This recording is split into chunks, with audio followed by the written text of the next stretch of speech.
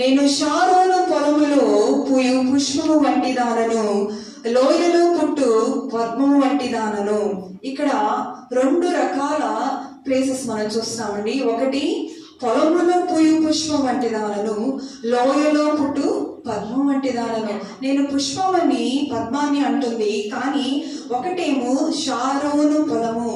Sharon అనగా సమభూమి, సారవంతమైన సమభూమి. పొలము అంటే పొలానికి ఒక వ్యవసాయకుడు ఉంటాడు. దాన్ని దున్ని దానికి కావాల్సిన ఆ విత్తనాలు మొక్కలు వేసి ఆ పుష్పాలు ఫలించే వరకు వ్యవసాయకుడు దానికి ఒక ఏర్పాటు చేస్తాడు. పొలానికి ఒక గట్టు ఉంటది కదండి. వ్యవసాయకుడు ఆ పువ్వు పుష్పాన్ని పుష్పించేంత వరకు కూడా ఫలభరితంగా పుష్పించేందుకు కావాల్సిన ఎరువును అన్నిటినీ వేస్తాడు. షారోను పొలములో పూయు పుష్పాన్ని నేను, సమస్తమును దైవ జ్ఞానంతో నింపబడిన దేవుని మాటల చేత పెంచబడిన పుష్పమును నేను. ఇంకొకటి లోయలో పుట్టు. లోయలో ఎవరైనా ఉంటారండి? వ్యవసాయకులు ఉంటారా? ఉండరు.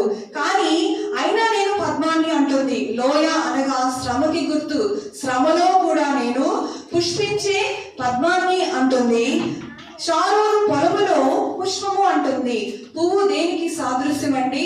లూకా సువార్త 12వ అధ్యాయము 27వ వచనం మనం చూసినట్లయితే, పుష్పము ఎలా ఎదుగునో ఆలోచించుడి అని ఉంటుంది. ఒకసారి చదువుకుందామండి. లూకా సువార్త 12వ అధ్యాయము 27వ వచనము, పువ్వులు ఎలాగో ఎదుగుచున్నావో ఆలోచించుడి, అవి కష్టపడవు వడకవు, అయినను తన సమస్త వైభవంతో కూడా సొలొమోను సహితము వీటిలో ఒక్కదాని వలనైనను అలంకరింపబడలేదని మీతో చెప్పుచున్నాను. దేవుడు నామకు స్తోత్రం కలుగునుగాక. పువ్వులు దేవుడు సృష్టించినవి. అవి దేవునికి మహిమకు, ఘనతకు, తేజస్సును సూచనగా ఉన్నవి. షూలమతి గురించి వ్రాయబడి ఉంది, నేను షారోను పొలంలో పూచిన పుష్పాన్ని, లోయలో పుట్టిన పద్మాన్ని. షారోను పొలము అనగా ఇదిగో బాగా దున్నబడి వాక్యముతో బాగా పెంచబడిన దానిలో నేను, పుష్పించిన పుష్పాన్ని నేను. కానీ లోయలో ఎవరైనా నీరు పోస్తారండి? నాట్లు వేస్తారా లోయలో? కానీ దానిలో కూడా నేను పుష్పించే పద్మాన్ని అని షూలమతి గురించి వ్రాయబడి ఉన్నది. లోయ అనగా శ్రమ. అన్ని కలిగి ఉన్నప్పుడు పుష్పించే పుష్పాలుగా మాత్రమే కాక, శ్రమ అనుభవం వచ్చినప్పుడు కూడా దేవుని నామమునకు మహిమకరంగా, తేజస్సుకరంగా పుష్పించాలి. పద్మము వంటి దానను. పద్మము అంటే అది మురికి నీళ్ళలో సైతము పెరిగే మొక్క. దాని చుట్టూ ఎంత మురికున్నా కూడా ఆ నీటిని తన మీద ఉంచుకోదు. పద్మము చాలా గొప్ప సూచనగా, పరిశుద్ధతకి గుర్తుగా ఉన్నది. మనం కూడా ఈ లోకంలో, ఈ అరణ్యం అనే లోకంలో మనం జీవించినప్పుడు కూడా ఈ లోకమును మనలో ఉంచకూడదు. అనగా పాపరహితముగా జీవించడమే. షూలమతి అంటుంది కదా, నేను పుష్పాన్ని, పద్మం వంటి దానను, లోయలో పుట్టు పద్మాన్ని. శ్రమ కలిగినప్పుడు కూడా నేను పుష్పించే పద్మాన్ని. అంతేకాని శ్రమ కలిగినప్పుడు నేను ఎదగలేని స్థితి కాదు. మా అమ్మ మాకు చెప్పింది, నేను పుట్టక మునుపు మా నాన్న ఉద్యోగ రీత్యా అస్సాంలో ఉన్నప్పుడు వాళ్ళు అక్కడ భాషను బట్టి సంఘానికి వెళ్ళలేకపోయారు. అయినప్పటికీ కూడా నా విశ్వాసాన్ని నేను కాపాడుకున్నాను అని మా అమ్మ చెప్పేది. మనం కూడా కొన్ని సందర్భాలలో, సపోజ్ మనకి లాక్డౌన్ టైంలో మనం సంఘానికి వెళ్ళలేకపోయాము. అయినప్పటికీ మనం యేసుక్రీస్తు కృపను బట్టి దినదినం ఆయన వాక్యం చేత బలపరచబడుతూ ఇంకనూ ఆయన సన్నిధిలో వెతుకుతున్నాము. అందరి బట్టికి దేవునికి స్తోత్రం కలుగునుగాక. అలాంటి ఎటువంటి పరిస్థితుల్లోనైనా మనము పుష్పించే పుష్పాలాగా దేవునికి మహిమార్థంగా జీవించాలి. యోబు అంటాడు కదా, అన్ని కలిగి ఉన్నప్పుడు మాత్రమే కాదు, ఏమీ లేనప్పుడు కూడా అంతకంటే ఎక్కువగా దేవుని ఘనపరిచిన వ్యక్తి యోబు. దేవుడు ఇచ్చిను యెహోవాయే తీసుకుని అన్నాడు కానీ దేవుని దూషించిన వ్యక్తి యోబు. యోసేపు కూడా అంతేనండి. తండ్రి యొద్ద ఉన్నప్పుడు ఎలా ఉన్నాడో నీతిమంతుడుగా, అమ్మి వేసిన తర్వాత కూడా, ఐగుప్తు దేశముకు బానిసగా వచ్చిన తర్వాత కూడా తన నీతిని వదలలేదు. చిన్నప్పుడే యాకోబు దగ్గర నేర్చుకున్న నీతిని తను టీనేజ్ టైంలోనే అమ్మివేయబడ్డాడు అన్నదమ్ముల కోపము చేత. అయితే అదంతా మీకు తెలుసు కదండి. అయితే అయినప్పటికీ కూడా ఐగుప్తు దేశంలో, పరాయి దేశంలో కూడా క్రీస్తుని విడవక దేవునిని గట్టిగా పట్టుకున్నాడు. అయితే కొంతకాలం మనకి శ్రమ కలుగుతుంది. బైబిల్ వాక్యం ఏమని సెలవిస్తుందంటే శ్రమ పరీక్ష ఓర్పు నిరీక్షను కలుగు చేస్తుంది. ఈ నిరీక్షణ మనల్ని సిగ్గుపరచదు అని వాక్యం తెలియజేస్తుంది. క్రైస్తవులుగా మనకి శ్రమ కలిగినప్పుడు కూడా దానివల్ల మనకి ఏం కలుగుతుందంట? గొప్ప నిరీక్షణ, సిగ్గుపరచని నిరీక్షణ మనకు కలుగుతుంది.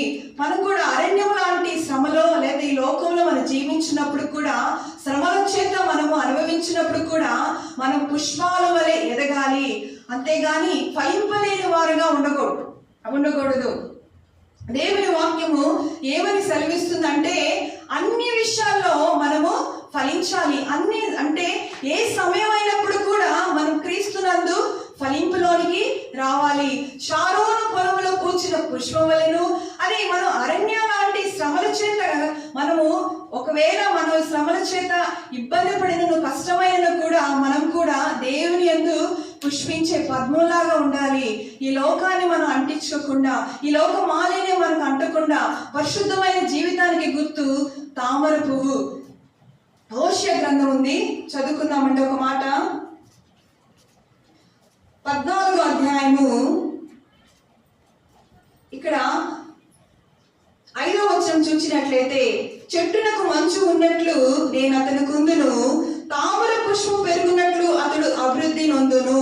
పైన వచనాలు చూసినట్లయితే విశ్వాసఘాతకులు కాకుండా నేను వారిని గుణపరుచుదును. అంటే విశ్వాసఘాతకులు కాకుండానట్లయితే తామర పుష్పం వలె అభివృద్ధి చెందుతాడు అని వాక్యం సెలవిస్తుంది. శ్రమల చేత మనము నిందించబడినప్పుడు కూడా, కష్టపడినప్పుడు కూడా కొన్ని సమయాల్లో ఇప్పుడు మనం చూసినట్లయితే ఎక్కడ సహాయం మనకు అందదు. అయినప్పుడు కూడా మన నీతిని వదలకుండా మన పరిశుద్ధతను కాపాడుకున్నట్లయితే దేవుడు అంట ఇదిగో తామర పుష్పం వలె అభివృద్ధి చేస్తానని దేవుని వాక్యం సెలవిస్తుంది. యోబు వలె, యోసేపు వలె మనం కూడా కష్టం వచ్చినా నష్టం వచ్చినా శ్రమల చేత నిందించబడుచున్నప్పుడు కూడా దానిని మనం ఓర్పుగా వహించినట్లయితే తామర పుష్పం వలె మనము అభివృద్ధి చెందుతాము. శూలమతి ఏమని ఉంది ఇంకా చదువుదాము. షారోను పొలములో దేవుని వాక్యము చేత తాను బలమొందిన స్త్రీగా ఉంది. దేవుని వాక్యం చేత ఇదిగో పొలములో కావాల్సిన ప్రతిదీ ఒక వ్యవసాయకుడు, నేను మంచి వ్యవసాయకుడని దేవుని వాక్యం సెలవిస్తుంది. ఇదిగో పొలములో పోయి పుష్పం వంటి దానిను, ఈ పుష్పము దేని కొరకంటే ఎఫెసీ గ్రంథం 5వ అధ్యాయంలో రాయబడి ఉంటుంది, క్రీస్తు మనల్ని ప్రేమించి మనల్ని పరిమళ వాసనగా ఉండటానికి ఆయన తను తాను అర్పించుకొనేను ఉంది. పుష్పం యొక్క లక్షణం ఏంటండి? పువ్వు యొక్క మంచి లక్షణం ఏంటంటే పరిమళ వాసన. మనం కూడా క్రీస్తు యేసునందు పరిమళాల వలె, అంటే ఆయనకి సువాసన కలిగిన జీవితాన్ని మనము కలిగి ఉండాలి. ఎలా ఉంటాం సువాసన కలిగిన జీవితం? కీర్తన గ్రంథం 1వ అధ్యాయంలో ఉంటది కదా, యెహోవా ధర్మశాస్త్రం నందు ఆనందించుచు దివారాత్రము దానిని ధ్యానించువాడు ధన్యుడు. అతడు నీటి కాలంలో ఎవరు నాటబడినదై ఆకువాడక తన కాలమందు ఫలమిచ్చు చెట్టు వలె నుండును. అతడు చేయనదంతయు సఫలమగును. నీటి కాలువ వలె నాటబడిన చెట్టు ఎప్పుడు ఫలభరితంగా ఉంటుంది. అదే నీరు లేకపోతే చెట్టు ఫలమిస్తండి ఉండదు కదా. నీరు లేకపోతే ఫలము ఇవ్వదు. ఈ నీరే దేవుని యొక్క వాక్యము. దీన్ని నిత్యము ధ్యానించినప్పుడు మనమంట ఫలించు వారంగా ఉంటాము, అలాగే పుష్పించు వారంగా ఉంటాము. ఎలా అంటే పరిమళం అనేది పువ్వు తన వరకే ఉండదండి. ఆ పరిమళ వెదజల్లిద్దంట. మీరు ఎప్పుడైనా చూసింటారా? గులాబీ చెట్లకు కానీ మల్లెపూ చెట్లకు కానీ ఒక చెట్టుకి వెళితే దాని వాసన చాలా వరకు వ్యాపిస్తుంది కదండి. అది ఎంత బాగా వ్యాపిస్తుంటే అలాగే మన పరిశుద్ధమైన క్రియల చేత క్రీస్తు ప్రేమను వ్యాప్తి చెందాలి. ఇలా శూలమతి కూడా అదే సెలవిస్తుంది. నేను పద్మం వంటి దానను, పువ్వు పుష్పించు వంటి దానను అంటుంది. కష్టం వచ్చినా నష్టం వచ్చినాను, శ్రమల చేత నేను నిందించబడినను. ఇదిగో 1వ అధ్యాయం ఉంటది, తన అందరూ కోపించి ద్రాక్ష తోటకు కావలిగా ఉంచారని వాక్యం సెలవిస్తుంది. అయితే అయినప్పటికీ శ్రమల చేత కూడా నలగబడినప్పుడు కూడా ఒక స్త్రీ నేను పరిమళించే పుష్పాన్ని, అని వాక్యం సెలవిస్తుంది. మనం కూడా శ్రమల కాలంలో కూడా మనము దేవుని వాక్యం చూసినట్లయితే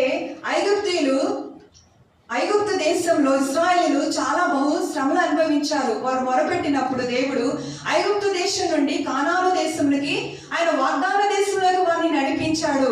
అయితే ఐగుప్తు దేశం నుండి కానాను దేశానికి వారు రావడానికి వాళ్ళు అరణ్య మార్గమున ప్రయాణించవలసి వచ్చింది. ఈ అరణ్య మార్గమే శ్రమల కాలము. అయితే కానాను చేరాలంటే నువ్వు ఈ అరణ్య మార్గాన్ని దాటాలి. ఈ అరణ్య మార్గంలో నువ్వు దేవుణ్ణి విశ్వసించినట్లయితే, విశ్వాసఘాతకులైనట్లయితే వారు నశించిపోయి, విశ్వాసఘాతకులు కాకుండా మీరు జీవించినట్లయితే ఇది తామర పుష్పం వలె అభివృద్ధి చెందుతారు. ఇది యెహోషువ కాలేబు వంశస్థులు కానాను దేశములకు వారు ప్రవేశించి, మిగిలిన వారు ఎవరైతే దేవునిని సనుగుకొనిరో, దేవుని విశ్వాసఘాతకులు ఉన్నారో వారందరూ అరణ్యంలోనే రాలిపోయారని దేవుని వాక్యం సెలవిస్తుంది. మనం కూడా మన కానాను దేశము పరలోకములో మనం చేరాలంటే ఈ లోకమైన అరణ్యంలో మనము ఎలా ఉండాలంటే విశ్వాసఘాతకులు కాకుండా క్రీస్తు మనకిచ్చిన ఈ జీవితాన్ని దేవుని మహిమార్థంగా పరిమళ వాసనగా ఉండుటకు మనము క్రీస్తునందు పుష్పించు వారంగా ఉండాలి. అది అరణ్యమైనను ఒక పొలమైనను కూడా నేను పుష్పించి పుష్పాన్ని ఎలా శూలమితి గురించి వివరించబడిందో మనము కూడా శ్రీలమైన మనము మనకిచ్చే ఈ జీవితాన్ని దేవుని కొరకు పరిమళంగా ఉండడానికి, జీవించడానికి, దేవుడు మనకిచ్చిన ఈ జీవితాన్ని ఆయన కొరకు జీవించడానికి పరిశుద్ధమైన క్రియలు చొప్పున నేను చెప్పాను కదండి వాక్యము, పరిశుద్ధ క్రియల చేత కట్టబడిన స్త్రీ గుణవతి అయిన స్త్రీ. ఇలా విశ్వాసము కలిగి గుణవంతులుగా మనం జీవిస్తూ, పరిశుద్ధులుగా జీవిస్తూ, మన పరిశుద్ధత మన చనిపోయిన తర్వాత కూడా, వీళ్ళు బైబిల్ గ్రంథంలో భక్తులందరూ ఉన్నారా? ఇంకా వాళ్ళందరూ మరణించారు, కానీ వారి క్రియలు, పరిశుద్ధమైన వారి క్రియలు ఇంకా పరిమళింప చేయబట్టే మనం వారి గురించి ఇంకను తెలుసుకుంటున్నాం. ఇదిగో ఈ బైబిల్ గ్రంథంలో వారు వ్రాయబడి ఉన్నారు. మనం కూడా మన జీవితాన్ని పరిశుద్ధంగా మలుచుకొని పరిమళింప చేస్తే అదిగో జీవ గ్రంథంలో మన పేరు కూడా వ్రాయబడి ఉంటుంది. మన తరం వారికి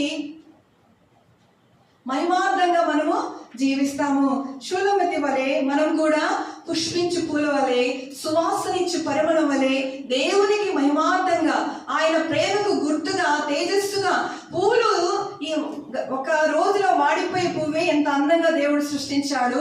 మరి ఆయన పోలికలో మనం సృష్టించబడిన మనము ఆయన పరిశుద్ధతను కలిగి జీవించి, అలాగే ఆయన యొక్క ప్రేమను పొంది క్రీస్తు పరిమళంగా ఆయన మనల్ని ఎందుకు ఆయన సమర్పించుకున్నాడంటే తన ప్రాణాన్ని ఆయన పరిమళ వాసనగా క్రీస్తు యేసును మన యందు ధరించుకుని ఆయనను సమస్తాన్ని జనులకు, అన్ని జనులకు మనము ఆయన ప్రేమను చూపించు వారంగా దేవుని యందు భయభక్తులు కలిగి జీవ గ్రంథములో వాక్యానుసారంగా జీవిస్తూ అనేక మందికి మాదిరికరంగా జీవించడమే పుష్పం యొక్క లక్షణము. ఒకటి పరిమళం. ఆ పరిమళత మన జీవితాల్లో ఉండాలి. గబ్బుగొట్టే వారుగా ఉండకూడదు, సువాసనని పుష్పాలుగా ఉండకూడదు. దేవునిని కలిగిన వారము గుణవంతులుగా తీర్చబడతారు. క్రీస్తు యేసునందు వారు పరిమళ వాసనగా చేయబడతారు. మునుపు మనము ఎట్టి రీతిగా ఉన్నామో మనకు తెలియదు. మునుపు దేవునికి దూరస్థమైనప్పటికీ కూడా క్రీస్తునందు మనము సమీపస్తులుగా ఉన్నాము. ఆయన సమీపంగా ఉన్నప్పుడు, అనగా ఆయన పరిశుద్ధత మనలో కూడా సంతరించుకున్నప్పుడు పరిమళ వాసనగా ఉండాలి. ఆయనకి ఇష్టలైన మనుషులుగా మనము జీవించాలని దైవ గ్రంథం తెలియజేస్తుంది. మనం కూడా అట్టి రీతిగా జీవిస్తూ దేవునికి మహిమార్థంగా పరిమళ వాసనగా ఉండుటకు మన జీవితాన్ని దేవునికి సమర్పించుకుందాం.